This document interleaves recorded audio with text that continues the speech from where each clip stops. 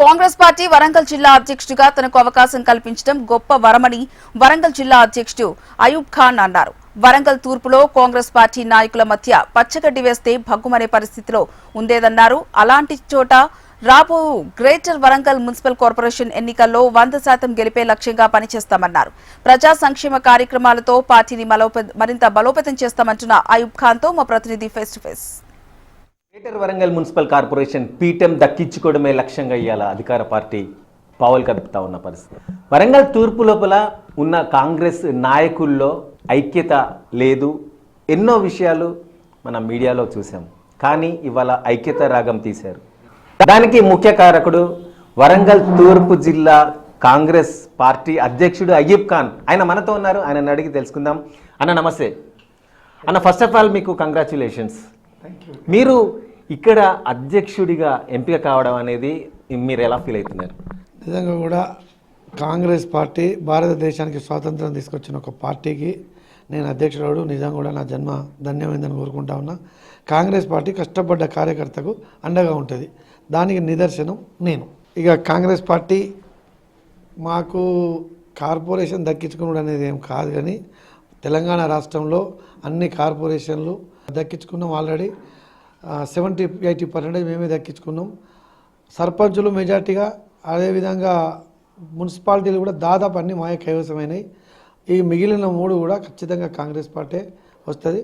దానికి నిదర్శనం రేవంత్ రెడ్డి గారు చేసే ప్రజా సంక్షేమ కార్యక్రమాలు. సింపుల్గా గతంలో ఉన్న సీఎం ఎక్కడ ఉన్నాడో ఎవరిని కలవడానికి కూడా మంత్రులకు కూడా టైం లేదు. కానీ ఇప్పుడు యథేచ్ఛగా ఒక జిల్లా అధ్యక్షుడిగా నేనే నా జన్మదినాన్ని పురస్కరించుకుని 1వ తారీఖు నాడు పోయి డైరెక్ట్ కలిసి రాష్ట్ర ముఖ్యమంత్రి బ్లెస్సింగ్లు తీసుకున్నా. ఆ చొరవ టీఆర్ఎస్లో లేదు. దానికి మాకు వ్యత్యాసమే అది. కానీ ఇవాళ మీరు ఒక అధ్యక్షుడిగా ఉన్నారు.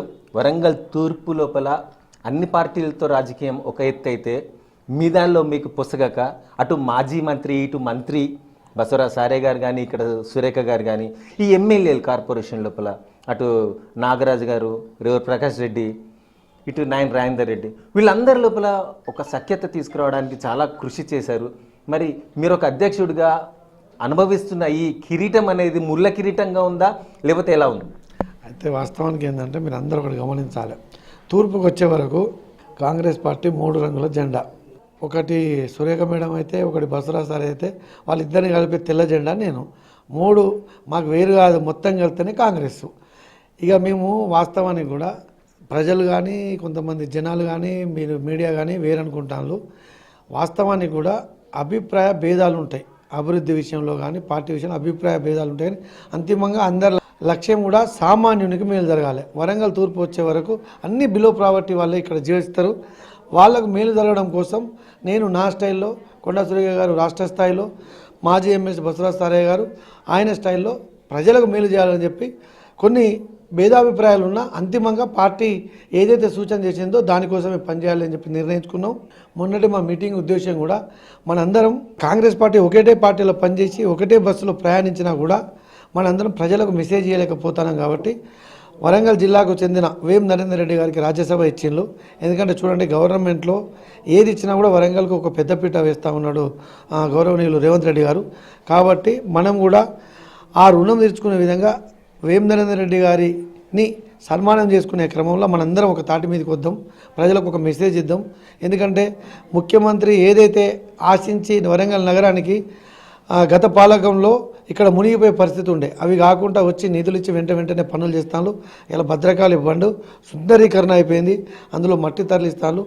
బస్టాండు కట్టడానికి ఇలా త్వరితగతిన కాకుండా పెద్ద విమానాశ్రయాన్ని పట్టుకొచ్చి హైదరాబాద్ తర్వాత దీన్ని చేస్తున్నప్పుడు ఈ విషయాన్ని మనం అందరం కలిసి మూకుమ్మడిగా చెప్తేనే ప్రజలలో ఒక మంచి మెసేజ్ పోతాయని చెప్పి మొన్న విందు ఏర్పాటు చేసుకున్నాం. ఆ విందులో గౌరవనీయులు కొండా సురేఖ గారు రావడం నిజంగా కూడా అందరం కూడా ఆనందపడ్డాం.